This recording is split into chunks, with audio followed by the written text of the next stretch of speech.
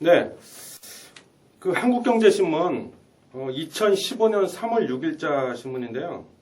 그 일면 헤드라인에 뭐 이런 게 있어요. 디플레 논란 하는 금리 인하 검토. 이게 이제 헤드라인인데 뭐 금리 인하 얘기가 좀 나왔어요. 금리 인하. 예, 그래서 오늘은 그 금리 얘기를 좀 해볼까 하는데요. 그 여기 보시면 금리 유가 환율이 있는데 저거는 그 뭐랄까 그 자본주의 우리가 자본주의 사회에 살고 있잖아요. 예, 다른 말로 이제 시장 경제 체제라고도 그러는데 그것을 이루는 3대 축이라고 보시면 됩니다. 그래서 앞으로 제가 이 세 가지를 할 건데 오늘은 그 첫 번째 시간 금리에 대해서 그죠? 금리에 대해서 얘기를 좀 해볼까 합니다. 금리 얘기를. 그거를 이 금리를 부동산, 금융, 산업계, 뭐 기업 포함해서 그 다음에 우리가 그 가계, 가정 이 네 가지 측면에서 금리를 올렸을 때와 뭐 내렸을 때에 따라서 뭐가 달라지는지를 좀 말씀을 드려볼까 합니다. 근데 시간 관계상 요즘 뭐 신문에도 자주 등장하죠. 뭐 저금리 시대다. 그죠? 뭐 저성장 시대다. 이런 얘기를 많이 해요. 그래서 금리가 계속 내려가고 있는데 시간 관계상 저금리, 그러니까 금리 인하, 금리 내리는 거 그걸 기준으로 말씀을 드릴게요. 금리 인상 올리는 거는 그거에 그냥 제가 이제 앞으로 말씀드릴 거예요. 정반대의 효과가 나타난다 이렇게 이해하시면 틀림이 없습니다. 아시겠죠?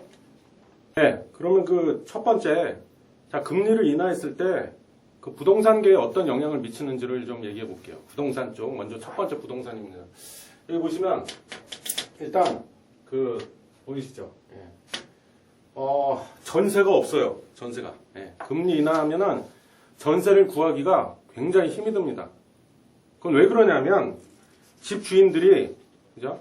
예전에는 어땠어요? 전세금을 뭐 몇 천만 원, 몇 억씩 이렇게 받으면 제일 먼저 은행에 달려가서 예금부터 합니다. 왜? 이자 받아 먹으려고.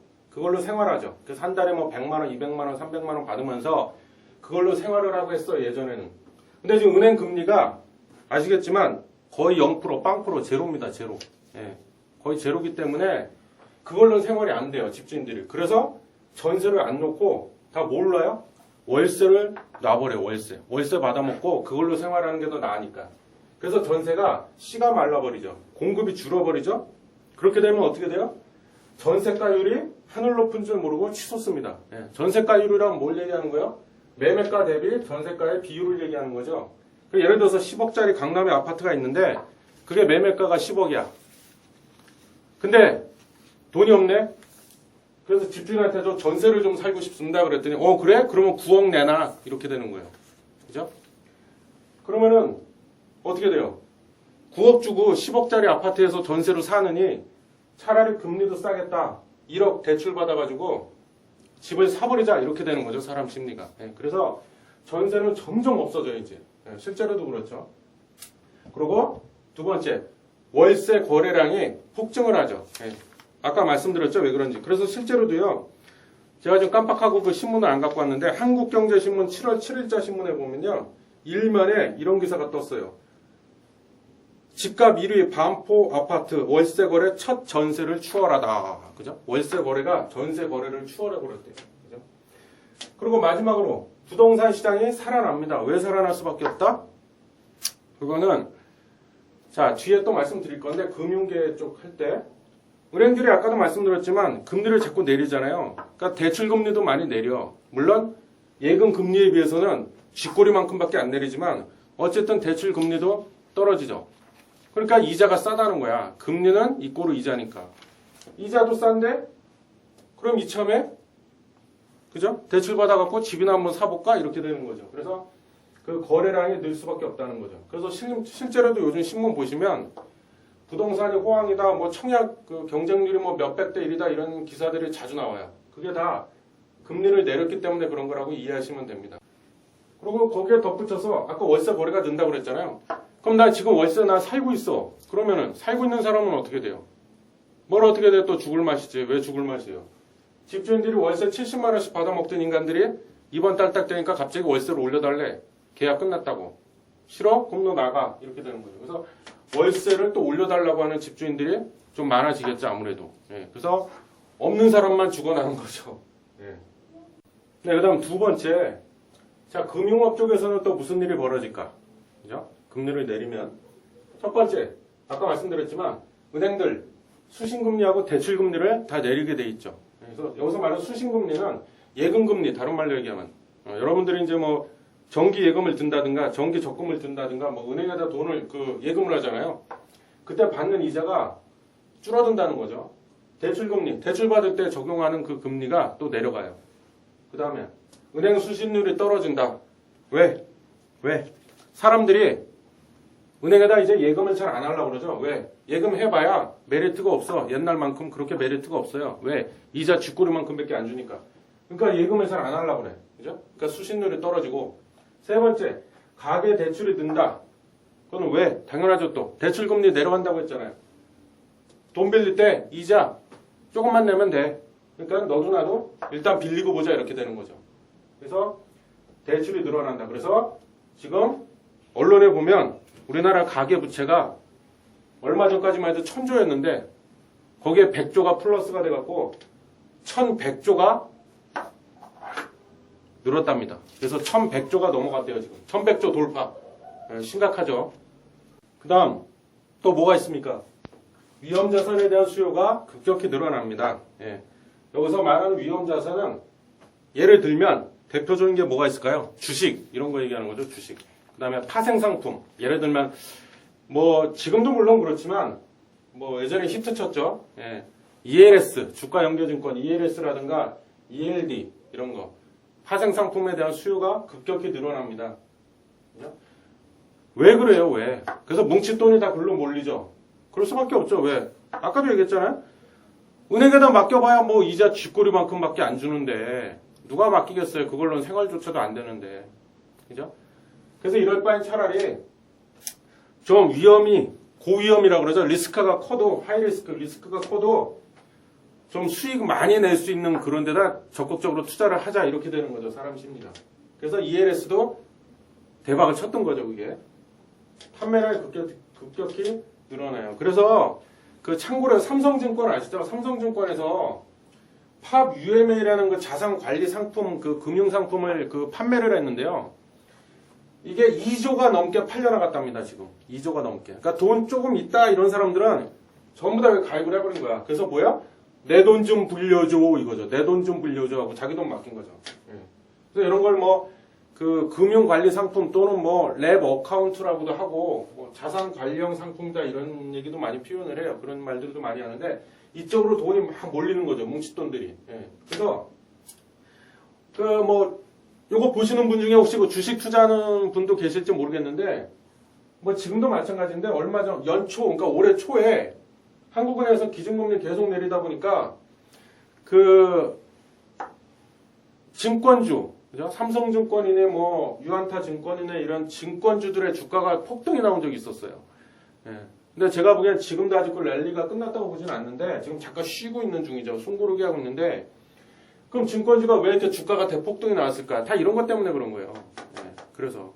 그죠? 그래서 코스피가 뭐, 2000 넘어가고, 2100이네, 뭐 이런 얘기 막 떠들고 그랬잖아요. 코스닥이 지금 800을 막 눈앞에 바라보고 있고 이러죠. 왜? 돈들이 전부 다 위험자산. 대표적인 게 주식이라고 말씀드렸잖아요. 증시로 자금이 급격히 다 유입이 돼버리는 거죠, 지금. 그래서 돈이 갈 데가 없으니까. 그래서 다 그렇게 되는 겁니다. 그 다음에는요, 그 유동성이 풍부해집니다, 유동성. 무슨 말이냐, 유동성이란 게, 유동성이 풍부해진다. 그 말은 뭐냐, 시중에 돌아다니는 돈들이 많다, 이 뜻이에요, 그냥. 풍부하다. 시중에 자금들이 많이 돌아다니고 있다. 돈들이 여기저기 막 돌아다니고 있다, 그 뜻이에요. 그래서 이제 유동성이 풍부해진다. 그럼 왜 그럴 수밖에 없습니까? 시중에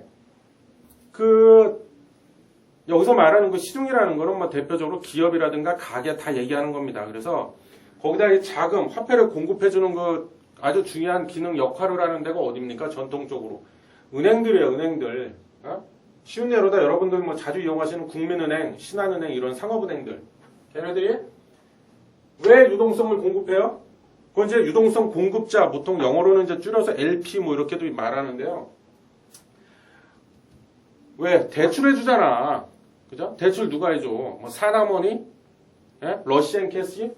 걔도 대출하긴 하죠. 근데 그거는 뭐 제2금융권이라고 그래서 그 전체로 봤을 때 일반 이런 제1금융권에 있는 그 은행들, 국민은행 이런 데하고는 좀 그 규모가 상대가 안 될 정도로 좀 작잖아요. 그래서 유동성을 공급하니까 당연히 대출을 많이 해주니까 사람들도 대출을 많이 해가고, 그죠? 왜? 이자가 싸잖아. 금리 내렸잖아. 그죠? 그래서 대출 금리도 떨어지니까 유동성이 풍부해질 수밖에 없다는 거죠. 당연히 뭐예요? 가격은 우리 학교 다닐 때 배웠잖아요. 수요와 공급의 법칙에 의해서 결정되는 게 가격인데 유동성이 풍부해진다는 건 뭐야? 돈들이 많이 돌아다닌다며 그건 공급이에요? 그건 수요예요? 공급이잖아. 공급이 늘어나니까 그죠? 양이 많아지니까 당연히 가격은 뭐에 대한 가격? 화폐에 대한 가격, 즉 화폐 가치는 하락, 떨어질 수밖에 없다는 거죠. 그죠? 그래서 뭐예요? 연쇄 반응이죠. 화폐 가치가 떨어지니까 뭐가 올라? 물가가 오르죠. 물가 상승. 근데 요거는 좀 부연 설명을 드릴게요. 이론적으로 전통적으로는 이게 맞는데 실제에 있어서는 안 맞는 경우도 많이 있습니다. 지금 같은 경우 조금 이건 안 맞죠. 유동성이 풍부해지긴 풍부해졌는데 화폐 가치 떨어지고 물가가 올라가야 저게 맞는 건데 이게 지금 이쪽이 그렇게 이론만큼 그렇게 뭐랄까 그 낙폭이 커지지가 않았다는 거예요. 상승폭도 물가 같은 경우. 그걸 왜 그러냐면요. 디플레이션 공포가 있어서 그러죠. 저성장. 이제 성장이 멈췄다. 더 이상 성장이 이제 힘들어진다. 이런 게 사람들이 심리에 다 퍼져 있어. 이게 깔려 있어. 그러니까 사람들이 어떻게 될지 모르니까 대출도 잘 안 해가려고 그러죠. 그죠? 물론 뭐 아까 뭐 제가 1100조 돌파했다고 했는데 그건 주로 이제 주택담보대출이잖아요. 주택담보대출. 집 살려고. 내가 말하는 이 물가 상승에는 이제 소비와 연관이 된 건데 특히 소비를 주로 말하는 거예요. 제가 말하는 거는. 그래서 소비가 이론처럼 그렇게 잘 안 되고 있죠. 그래서 최경환 부총리가 그 재작 2013년도부터 계속 양적, 뭐 한국식 양적완 한다고 그랬고 돈을 연락에 풀어대고 있는데 그죠? 재정 적자를 봐가면서 풀고 있죠 지금. 근데 그게 별 효과가 없죠 지금 아직. 그게 왜 그래요? 사람들의 공포심리 때문에 그런 거죠. 어떻게 될지 모르고 불안하니까 돈을 안 쓰려고 그러는 거죠.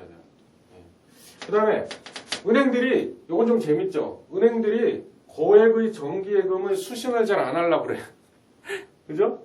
고액. 뭐 우리들처럼 가서 100만 원 이거 좀 맡아주세요. 그런 거 말고 고액을 맡기는 사람들이 주로 누굴까요? 주로 기업들이잖아요. 특히 대기업, 재벌들, 삼성전자, 현대차 이런데 거기는 뭐 그 재무제표 같은 거 보시면 다 나와 있는데 단기 금융상품이라는 것도 있고 현금성 자산 이게 이제 주로 뭐냐면 예금을 얘기하는 거예요. 정기예금. 뭐 몇십억, 몇백억, 몇천억 그 정도 단위잖아요. 한번 맡기면 워낙 이제 규모가 크니까 근데 이런 거를 그 예금을 안 받으려고 그래. 왜 그러냐? 왜? 이자 줘야 되잖아. 근데 아무리 그 수신금리가 내렸다고는 하지만 예금금리가 떨어졌다고는 하지만 워낙 그 예금의 그 전체 금액이 크다 보니까 액수가 크다 보니까 그 이자만 해도 만만치 않다는 거예요. 부담스러운 거지. 비용으로 잡히잖아요. 그거는 은행에서는. 그러니까는 웬만하면 잘 안 맡으려고 그러는데요. 요즘 은행들 추세가. 대신에 뭐만 자꾸 예금 유치하려고 그래요? 만만한 우리 같은 사람들 수시 입출금식 발음이 안 되냐? 수시 입출금식 예금, 그죠? 그냥 아무 때나 만기 이런 게 없고 기간이 없고 그냥 아무 때나 찾고 싶을 때 찾아서 쓸 수 있는 거 있잖아. 그런 거는 왜? 그런 거 이자 진짜 쥐꼬리만큼밖에 안 되잖아. 그리고 뭐 거기다 뭐 그 몇 천만 원, 몇 억씩 그걸 뭐 예금하는 사람이 있나요? 그런 사람들은 다 정기예금, 정기적금들이지, 그죠? 그러니까 뭐 그 이자 해봐야 얼마 돼? 그러니까 부담이 없어 은행 입장에서는. 그러니까 그런 것만 계속 유치한대요 지금 영업을 다 그런 쪽으로 한대요 은행들이.